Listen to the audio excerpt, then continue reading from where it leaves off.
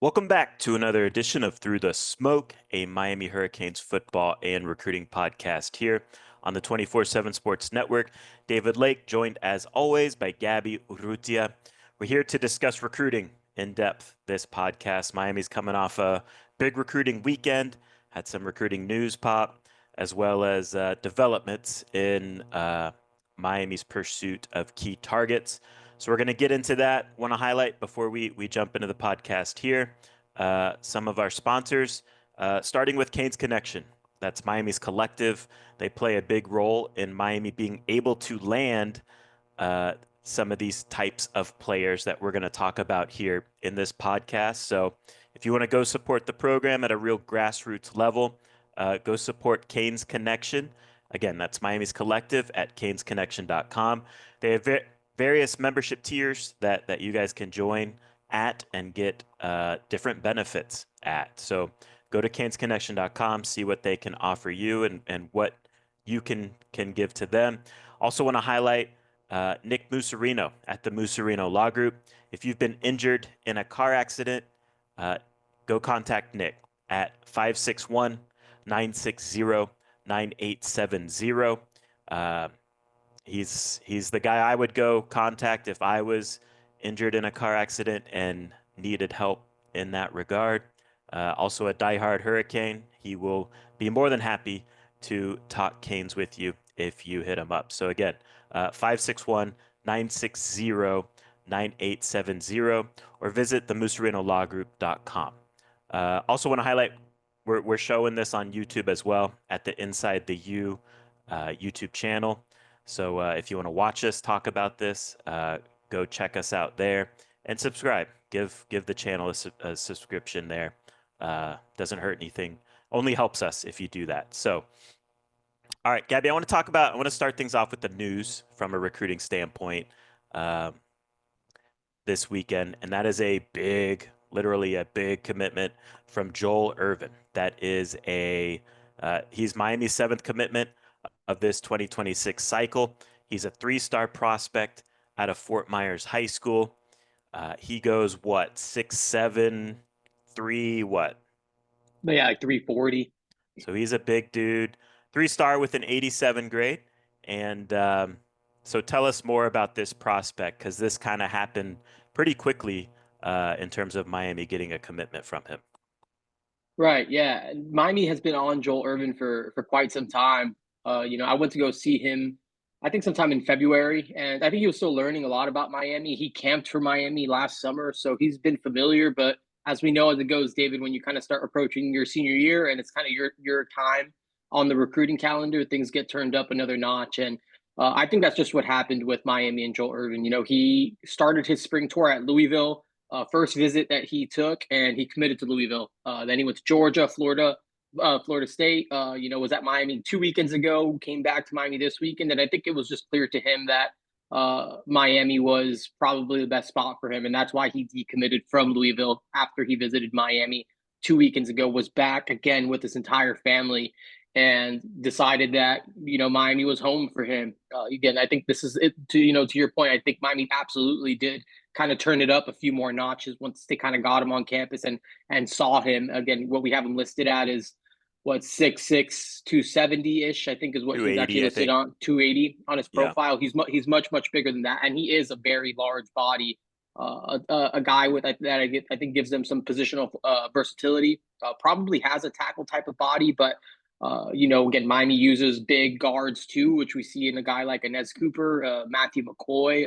Even Ryan. I mean, Ryan Rodriguez maybe more typical size, but Matthew McCoy and Inez Cooper are both probably closer to 6'5", maybe 6'6", and Joel Irvin's again 6'7". So, but again, has the flexibility to play tackle. A lot of internal comps. That's kind of popular floating around there is Jalen Rivers, and just talking to some people around the program, I think they feel like even talking to people who were more involved with who Jalen Rivers was as a recruit. Obviously, that was a little bit before Mario Cristobal, Alex Mirabal, and those guys got here. But based on what they kind of see going back and watching both guys, it almost feels like Joel Irvin is a Jalen Rivers type of prospect who's probably a bit further along in his development at the same stage. Again, that's just the feedback that I'm getting.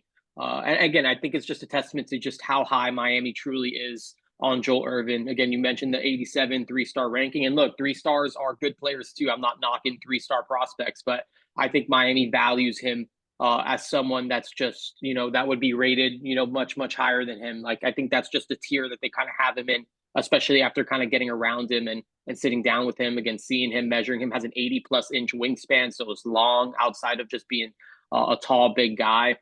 And so, yeah, I mean, there's a lot of buzz, a lot of excitement about this one in Coral Gables, and Miami's really, they were eager to get it done, and were able to close on Saturday.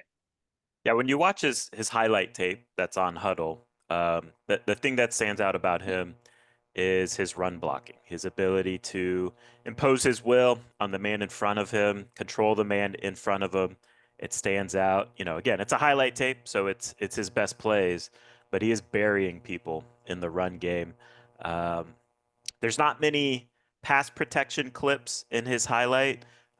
Probably an indication that that's an area he needs to work on, which is normal, honestly, for like bigger framed offensive linemen. They kind of take uh, longer to develop that phase of their game.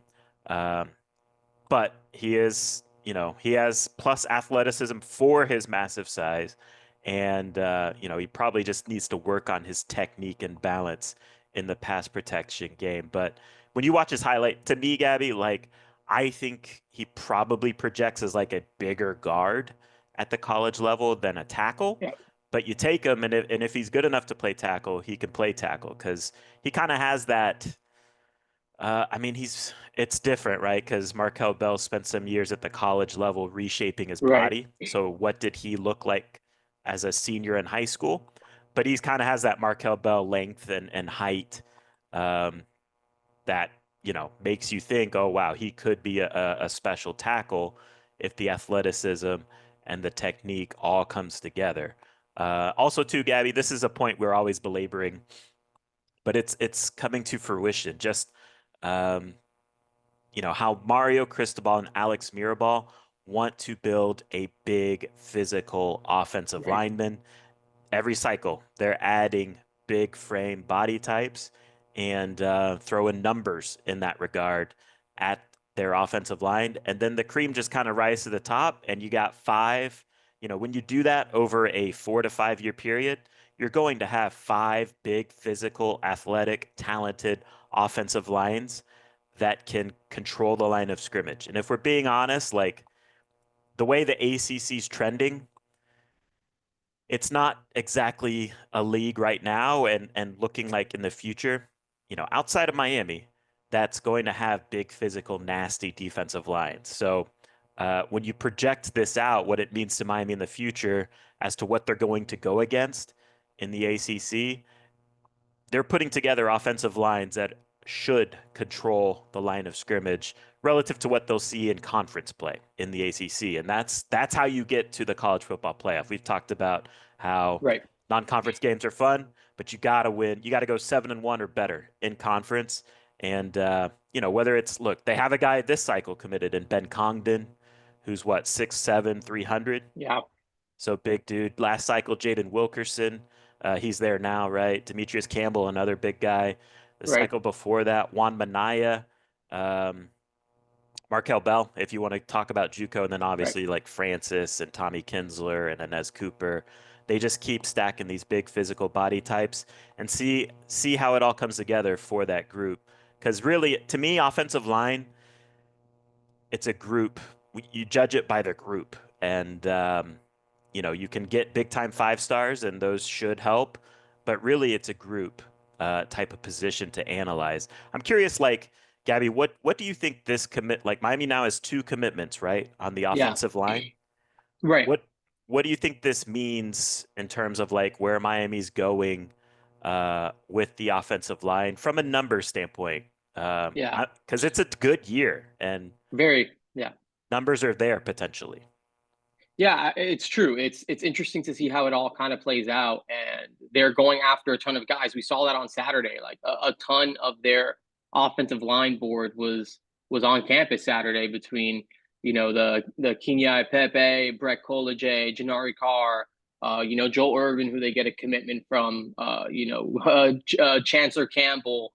The big long offensive tackle. Ben Cogden was back. There's a lot that Miami's still going after. I still think that Miami is kind of shooting for the stars on the offensive line. I think they're extremely happy with what they have in Joel Irvin and Ben Yeah. Cogden. And again, both those guys have some tackle potential, but I still think that, they're going to go all in on Jackson Cantwell, the number one offensive tackle in the country, who maybe best projects as kind of like a right tackle. I think, I've heard Andrew Ivins, Cooper Patagna kind of breaking down how he can maybe be a really solid right tackle at the college level. And then they still want again Kenai Pepe, who they got on campus again, and I think getting those two guys, we've seen them do it before, right? A couple cycles ago when they got Francis Mauanoa and Samson Okunlola, the number one and the number three tackle prospects in the country. Like I think that they're still all in on going back and trying to acquire both those guys. So I still think those two are at the very top of things. I think they want to get a true center on board, and that's where guys like Ryan Moret out of Southridge come in. They had Reese Woodrow, David, a guy that we saw camp over the weekend, and on feedback I got coming out of the weekend is they actually, they like Reese Woodrow. I think that's a guy that's under consideration for that center spot. And then some of those big interior guys, like the Brett Coolidge, who's another big 6'6" type of interior lineman. He told me on Saturday, like, hey, like, Miami could end up being the spot for me. Like, he was down with his family. Miami's been on him for a long time. Like, I think that there is a ton of potential of Let me what this ask you offensive this. line class could look like.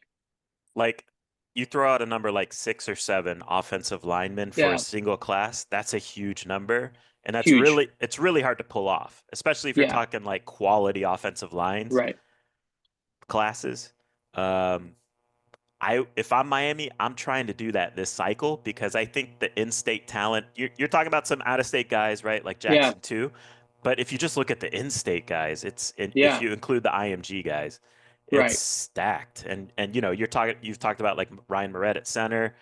To me, like Cannon Pickett's like a center guard type. right, If you're projecting him, um, Duron Parks is another for sure. big-bodied interior guy from the state this year.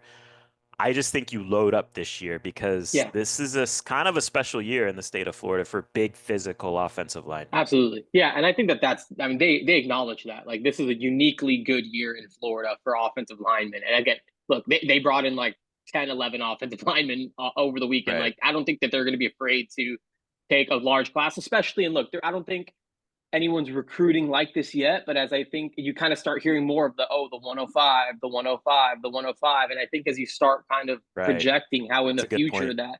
that schools are going to be recruiting to 105, I think schools are going to be willing to take one or two more guys at a position, especially like a position like offensive line, as Right. you're going to have to build a competitive roster of 105 scholarship players instead of 85 scholarship players, and whatever it is, the rest amount of walk-ons or scout team guys. Like, you want to build a competitive roster of 105 players best way you can eventually. And I think as you start working your way towards there, taking 6, maybe 7 offensive linemen, especially in a year like this where it's a good group, like I think you do that, and you again sort of the same mentality of cream kind of rises to the top. But I think especially with some of the interior guys, like I would take a few of them and just kind of see what it looks like, Yeah. especially if you find a way to lock in a couple, maybe one. I think more, maybe more realistically, you lock in one of these elite tackles with the guys that you kind of have already committed with Cogden and even an Irvin type, and then you continue to stack some interior guys who have some of that center guard flexibility that you can develop at those spots. Like, to me, yeah, I think this is a cycle where it should be. I would expect somewhere around maybe 6 offensive linemen, or at least maybe I wouldn't be surprised by a 6 offensive lineman class. And again, I think that there is just so much flexibility because of just how much Miami values the in-state talent this cycle. Yeah, it's interesting, right? Because you don't see this in the state of Florida again. We're used to seeing like DJ Scaife type of good Florida offensive linemen. Guys Right. that are good players. Like DJ Scaife was a good college player. I think he was like team MVP one year, if I remember right. But even DJ Scaife, he's a 6'3" guy that has solid length, but nothing special, and a little bit more narrow rather than having a wide, massive frame. Most of these guys we're talking about are big frame dudes, and Right. that's exactly what Mario Cristobal and Alex Mirabal want. All right. Anything else to Absolutely. touch on with the offensive line? No, I think Okay. that's pretty much it. I want to talk now about some crystal balls you dropped here going into the weekend. Those always, get people excited, Right. make waves. One of your crystal balls hit, right? You dropped it before, going into the Saturday where Joel Irvin committed. So he's one of your five. That one hit. So we have four others to get into. And let's start at the top, right? The biggest name that you dropped a and also too. Let's just talk about confidence score because that's also Right. something that's included a 1 to 10 scale confidence score on your crystal ball. So let's start there. Talk about your philosophy on when you drop a crystal ball and put a confidence score in. Um, what message are you trying to send, I guess? Yeah, I think for me, I'm just trying to, first of all, it was definitely kind of just like I'm shooting my shots, right? Like, it was definitely aggressive. Um, and yeah, the confidence score, for example, we're gonna get into Jackson Cantwell again, number one offensive tackle in the country, and my phone was blowing up after all that stuff, and I think I put a like a 4 on the confidence score, and my place is just like look again, there's a chance that Miami loses both offensive tackles after the season, right? Again, Francis Mawanoa could, go on to be a first round pick. Markel Bell could play his way into, being an NFL draft pick. Maybe he comes back, but I know definitely most likely there's going to be a right tackle opening. I think Miami has kind of just set the stage of just what a true freshman incoming guy could do come in, plug and play as a right tackle, which again, I think we project Jackson Campbell to maybe be a right tackle at the next level. Play 3 years and go off into the NFL. And look, I do think, all the feedback I got from that Miami visit is that things went extremely well. Miami runs a very offensive line centric organization with Mario Cristobal and Alex Mirabal, and again, I think that made a strong impression on Jackson Cantwell. And then again, I've said this before, and I'm not saying that this is just like the icing on the cake for me, but I mean he is represented by a Miami-based agency in Rosenhaus Sports, who of course represents a ton of NFL guys that are not in Miami and all over the country and all that stuff. But again, I think maybe with just talking to NIL agents, just in general, having them close by is always a plus. So um, I just think when it's all said and done, considering how much Miami values Jackson Cantwell, how much they care to acquire him, the opportunity to kind of slide in and play at a good offensive line school that's just on the verge of producing another first round draft pick after with what they did with Penei Sewell. I just think that at the end of the day, Miami's going to be in position to potentially get this done at the finish line. And look, obviously this is aggressive, right? Like there's a lot of other factors and players, and these recruitments can go any sorts of ways with schools like Georgia and Oregon, and of course Missouri nearby and others. But again, I think Miami just kind of going into this next phase of Jackson Cantwell's recruitment is in as good of a position as anybody. And yeah, there will be a day where we will find out whether it's right and wrong. And look, I'm not afraid. This was again an aggressive, kind of prediction, and I get that, and that was the purpose of this. I'm kind of shooting my shot, calling my shot. But look, Right. I think Miami's gonna have a seat at the table at the end of the day when it's time to make a decision. And look, I think if I'm even just projecting a couple years ago, and I know the game has changed a lot and things have changed a lot in college football, but same stage of the cycle, I think Francis Mawanoa would have been a bigger long shot than where we are with Jackson Cantwell right now. And I think ultimately, with the way Miami pursued and valued Francis Mawanoa, they were able to get that done. And I think again, I think it could be a similar story with Jackson Cantwell when it's time to make that final decision.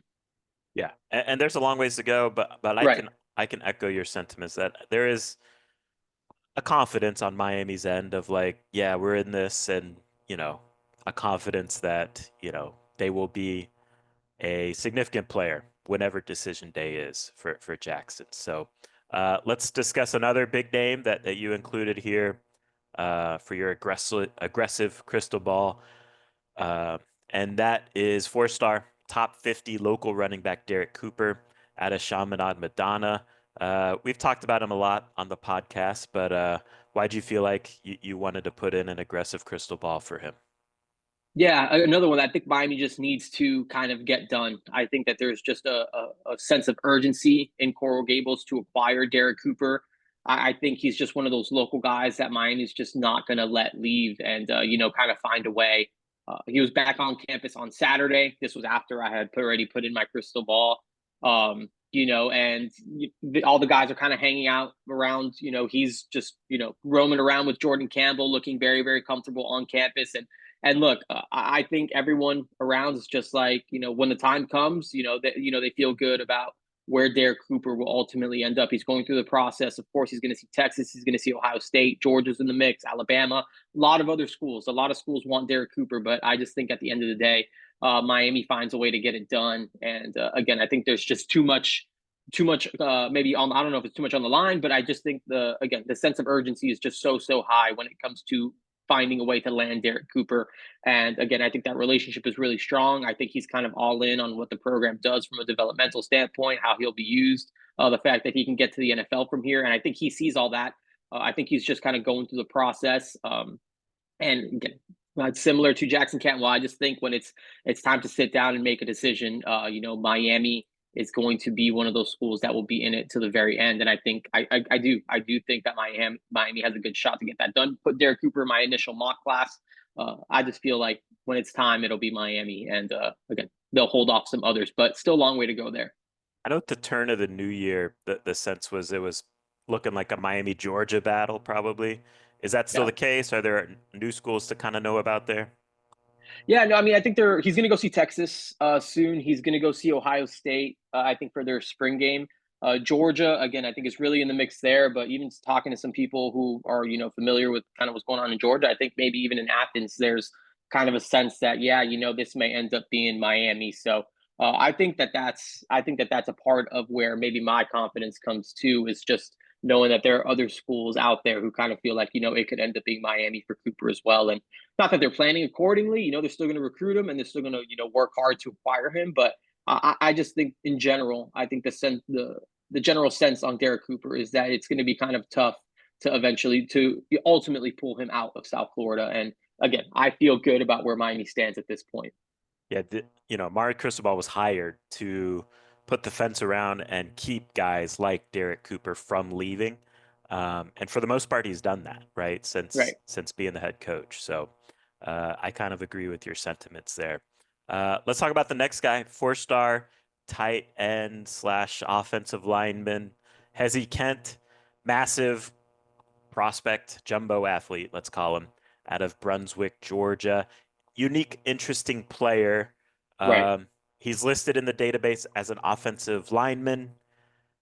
He wants to play tight end, correct? Right. Talk about him first as a player and just how Miami's, navigating what he wants to do with his career. Right. And I think Miami truly is all in on him being a tight end. David, you were at the camp. I guess I wasn't there just because that was the weekend that my He's second daughter athletic. was born. Yeah, I they mean, had he's him in camp. 6'5", 300. He is Right. a big bodied. I mean, I Right. have my own opinions as to Of course. whether tight end And I is, think you're in the majority, right? I think you're yeah, definitely in the majority. I think that's why a lot of schools might be kind of, or more schools may not be in on him because I talked to him on Saturday and he said, "Look, I'm very honest with schools. If you're not going to recruit me as a tight end, like, it's just we're not gonna progress in this pro. Like, we're just not gonna. I'm not gonna consider you." And again, I think maybe there's some schools that are maybe just like tell him what he wants to hear, but I know for sure that Miami is committed to developing him as a tight end. And again, I think that this is depending on who you are and how you feel about him as an athlete, David. And you can maybe talk about this maybe more than I could because I'm sure you've probably seen both. But again, they kind of feel like he could be a version of a Darnell Washington type of tight end who. Hearing, again, just some feedback that I got, Darnell Washington was playing around like 290, 295 pounds for the Pittsburgh Steelers this past season. And I think yeah, they feel like Hezy Kent eventually, he broke his foot and he got bigger. As far as just weight wise, they feel like he could, settle in around 285 pounds. And look, I don't think they're going to be asking Hezy Kent to be running go routes or anything like that. I think they're committed to developing him as a inline line of scrimmage player who, especially in short yardage and red zone situations or surprise instances, can surprise you with his ability to kind of run out and make a catch. And again, it's going to have to be a commitment and a buy-in from him as far as just like willing to put in the work to reshape his body. But I think Miami feels like the athleticism's there. what he can do at the line of scrimmage. Again, David, we talked about the same thing with the offensive line of just wanting to be bigger, especially as you navigate Right. the ACC. Miami is willing to attach Heesy Kent to one of those tackles and ask him to block. And I don't think Heesy Kent is opposed to blocking. I don't think he thinks he's going to be a flex tight end who's going to be split out wide or anything like that. But I think considering what Miami would ask him to do as an inline tight end, which again they're gonna block a lot. It was kind of described to me like Elijah Arroyo caught what was it 52 passes or something this year, 48 passes this past year. But he played 800 snaps. So what was he doing on the 750 snaps that he wasn't catching the ball? He was blocking. So they feel like Heesy Kent is primarily going to be asked to block, and they feel like he can do that at a high level with the ability to kind of make some of those plays and be a bigger tight end type of body who can help them just continue to dominate the line of scrimmage as they continue to build this thing out. So Miami's all in there. Mario Cristobal is all in on Heesy Kent. Cody Woodle all in on Heesy Kent, and I think that's a part of where my confidence in the crystal ball kind of comes in. It's just like I think this is just one of those guys this cycle that is just a program favorite. I think everyone in the Yeah. building is kind of aligned that this is a guy that they want and need to acquire as they continue to, want to dominate the line of scrimmage. As they just want to be versatile at the tight end position. I think that that's something that's really valuable to the organization too, is just having those flex guys, but also having those bigger inline guys and having an interesting blend of those two pretty unorthodox tight ends, I guess. You have the one extreme of a Heesy Kent, and then you have kind of like the Elijah Lofton type, who's kind of like opposite as far as just maybe being like on the opposite end of the spectrum of non-prototypical. And they're kind of valuing guys in the Elijah Lofton mold too, and a guy like Zachary Turner, who's 6'3", 220 pounder. So with Hezy, again, I just think there's just so much buy-in. Miami's just so prepared to go all in there. Florida, to me, is probably going to be the toughest bit of competition. There's some tight Florida ties with, Florida tight ends coach Russ Callaway and Hezy Kent's, head coach at Brunswick. Those two are very tight. So I think Florida is going to be the primary competition here. But I think Miami's track record of developing tight ends over the past few seasons compared to, what was kind of going on with Florida at the position, I think that gives Miami an edge. Plus, how much they're prioritizing Kent and his family. And again, I think just at the end of the day, when it comes down to it, Miami's in as good of a spot as anybody to eventually land his commitment and eventually his signature. So I do think that, Miami is in position to potentially land a guy like Hezy Kent. Yeah, for me personally, like I have no issue. Like Hezy Kent can be a good blocking tight end in college. Like I'm not doubting that. My thing is like if I was advising Hezy Kent what he should do, I think you're 6'5", 300, and you're going to be a blocking tight end. You can have a you can make a lot more money if you just go become an offensive tackle. So Right. that's like if he wants to be a blocking tight end, he could do that. Like Right. and he would fit Miami great and it'd be a great fit.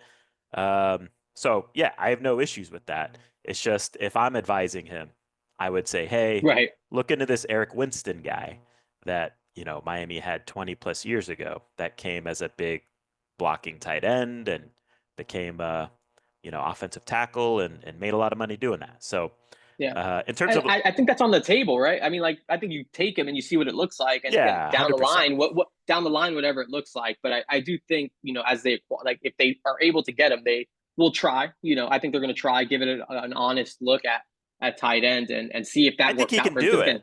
I think right, he I can think do it's it. what he I think wants it's up to ultimately. You're him. right. You're You know what right. I mean? Like, where if you're looking at long term money, like, or long term situations, like, yeah, it probably is better for him to be an offensive tackle. Like again, all the athleticism stuff that you saw, David, like those are rare traits Yeah. as an offensive tackle if you commit to it. Again, it's just that's just what he wants, and Miami's definitely about that. And for me, like, I mean, the Darnell Washington thing, I get the comp, right? Or the sell there. But Darnell at Paradise Camp when he came down was like 260, 265. Yeah, Hezi came down as a rising junior 300. So, right, I mean, the body types are different. for sure. Um, but yeah, I get the comp. Uh, Last guy we want to talk about with the crystal balls, four-star defensive end Daniel Norman out of St. Thomas Aquinas. What do we need to know here? Yeah, this was probably more of just a projection of where things can go, right? Like, I don't know if Daniel Norman was there in January when you were there, David. He's a guy that's been around the school a bit as far as just like visiting unofficially and things like that. I think it comes down to just wanting to keep, we know that Miami wants to keep the best players in South Florida home, right? And Daniel Norman kind of had a strong junior season at St. Thomas Aquinas from when he visited in January to when he visited most recently. He's already put on another 5 or 10 pounds. So I think they feel like his body is kind of just transforming or trending in the right way as far as just continuing to add on mass. And again, just kind of projecting into where he's going into his senior year. Like he is a kind of breakout candidate as far as just edge rushers, local guys, or just defensive players along the line of scrimmage here. We've seen Miami go that route with other guys, similar profiles, like a Dante Simpson, who kind of came in the summer and camped, and they were like, all right, like I think Daniel Norman, is someone that maybe we don't talk about enough, but I think when you look at just like the edge class in general, to me, it's just like not the strongest, especially in state. And I think Daniel Norman being probably the best at that in South Florida. And also, again, as a guy whose body is, he looks, the right way, or is beginning to look the right way. I think he's someone that Miami will ultimately, keep again, especially as you start considering like where things are going in college football. Like I think Daniel Norman's a guy that Miami would like to keep home. And I just think at the end of the day, there will come a point where Daniel Norman will end up in Miami's class or has a chance to. We'll see where it goes down the line. I think that one was definitely me being similar, just like top player in South Florida at a powerhouse program, a school you want to be active in acquiring guys at. And, I think Daniel Norman kind of checks off all those boxes as one of those types. So I do think Miami is a legitimate landing spot for him. Last thing I want to get into here on this recruiting centric podcast is just the pool party buzz. Miami had a ton of guys visiting over the weekend for the practice on Saturday, and then there was also kind of a pool party afterwards to hang out on campus, spend time with the coaches and staffers and all that good stuff. What are just the floor is yours. What are the vibes coming out of that? Tidbits out of the pool party? Who are guys that Miami, you feel like made some strong moves with there? Yeah, definitely. Again, there was a ton of dudes. I'll run through a few. Some of the bigger names, Kenyi Pepe, Kenai. I learned it's Kenai Pepe. He was back again. I think Miami's in a really good spot there. He kind of keeps talking about how he just continues to feel better and better about Miami every time he kind of comes and spends more time around the program. And again, just top priority. He's got 5 officials set. It's Miami, it's Florida, Georgia, Texas, and USC. Again, when we went to go see him at IMG, David, he called Miami one of those top 2 schools. I still think that Miami is one of those top 2 schools. I think USC is a school that I've kind of heard of as another like top contender, but I think Miami's in the better half of that top 5, and I think we'll just again be kind of contenders all the way through. A good group of defensive linemen were in. You had Lamar Brown, kind of a top 32 prospect out of Baton Rouge, Louisiana. I still think it's kind of going to be a long shot there. I think, a guy that goes to that university lab school that's essentially like on LSU's Yeah. campus, right? I think there's a better chance that not he's going to end up at LSU, but A&M's also making a strong run at him. I would wager that he ends up at one of those 2 schools over a place like Miami. This was his first time visiting, so we'll see how things just kind of continue to progress. But in general, I feel like Miami put their best foot forward with a lot of these prospects. Like I think that was really just a general consensus, is that especially some of these out of state guys, the Vodney Cleveland, the top 100 defensive tackle out of Alabama. Miami definitely made a move there. They really like the Camarion Johnson kid out of I think it's like Muscle Shoals, Alabama, but he's a big edge rusher. Like not a 215 pounder. He's probably close to like a 250, 260 pounder as a guy who kind of projects as a bigger edge that I think has some potential high upside. Miami really likes where they're at with a guy like that. Again, Heesy Kent, I think they did pushed all the right buttons with a guy like him. Brett Kolajay, again, the guy who plays next to I like Kenye him. Pepe. Yeah, he's a big guy, He man. plays hard. Like he's Yeah, that guard that just plays hard. He's nasty. He's I not would gonna blow you away with like his length or anything, but right. nasty guard. Yeah, Miami loves him. He was here. His family's from Denver, but his mom and his dad were on this visit, and again, he kind of told me on this visit. Like, look, Miami could end up being the spot for me. Like, Miami could really end up being it. He's narrowing things down. Said Miami's absolutely in this next group. He's got like I think it's Oklahoma, Michigan, Colorado, a couple others that are kind of in that top group. But look, I think again Miami's in a very good position with a guy like Brett Koleje. Same with Ashari Charles, again, the guy out of Venice who we've talked about a bit now. He was back in Miami this weekend. And again, another guy where they've always kind of liked him, and Ashari Charles has always kind of liked Miami. But I think now that it's kind of just like his turn in the recruiting cycle, I think he's just getting just like, more of that, just like in depth look at what Miami has to offer as a program. And I think Miami's trending in the right way there. Jacob Eberhardt, David, he's a guy I've been, talking with you guys about. Just I didn't really know what to expect. I'd heard good stuff going into the visit. Listed at 6'3", 200 pounds. He measured at 220 pounds at 6'3", a thick guy. The tape is a lot of fun. He's got the good offensive stuff on that, and they feel like he projects as kind of a linebacker for them who could cover. And as we know, David, that's something that Miami They really need needs that. at the linebacker position. And I think he's definitely an interesting name that really just honestly impressed more than he impressed physically is just what he did when he kind of sat down with them in the meeting rooms and was able to just kind of talk ball with them. I think he's maybe the most impressive linebacker in that facet of things that they've had in this spring. So Jacob Eberhardt, probably a name to track this spring. Another tight end that Miami brought in that they like. Again, they've brought in a lot of the top tight ends in the Yeah. country, but Zachary Turner, again, non-traditional guy, not the highest ranked guy. There isn't a ton of schools on him. He's listed at 6'2", 215 pounds, measured in at 6'3", 224 pounds. Has like Pitt and SMU as the other two schools that are really in the mix there. Two schools that do a lot of good stuff offensively with Cade Bell as the offensive coordinator at Pitt, and they put up points last year, in his first year, and Rhett Lashley at SMU, which is just right down the road from his school in Duncanville. And again, they did a really good job with guys like RJ Maryland and other position players like that. So, but Miami is kind of views him as a sort of like the next version of Elijah Lofton, and different in the way where maybe Elijah Lofton is more physical and Zachary Turner is maybe a little bit longer and more athletic, but just similar styles of plays, similar styles of non-prototypical tight end type of bodies that Miami's kind of carving out a role for these types of guys because of Elijah Lofton. So finding other guys that kind of fit the similar path makes sense with just the way that they value a guy like Elijah Lofton. We've talked about how highly Miami thinks of Elijah Lofton and especially what he's going to do now in year two. So Zachary Turner could be the next Elijah Lofton type of tight end that Miami's kind of eyeing and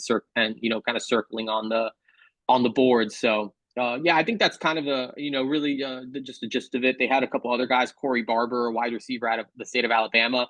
Miami's the only non-SEC school in the mix there. So as a kid from Alabama, maybe again kind of a long shot, but he's a little bit bigger than I thought he was going to be, and I know Miami's super high on him. Tommy Tofi, a big interior offensive lineman out of San Francisco. Dad is like, I mean, he's listed 6'6", 320 pounds. His dad's like 6'10". Played European professional basketball in Europe. Huge dude. Grew up watching Penei Sewell.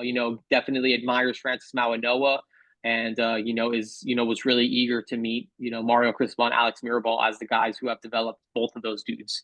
And so I think Miami is a school that's firmly in the mix of things now, alongside Ohio State and Tennessee and Oregon. Mentioned Cal Berkeley too, which is his local school out in Northern California. So really a lot of guys. Like, this was a huge loaded weekend, and I just think the Yeah. general consensus that I took away is that Miami feels like they took a lot of just positive next steps with the guys that they were prioritizing getting down here.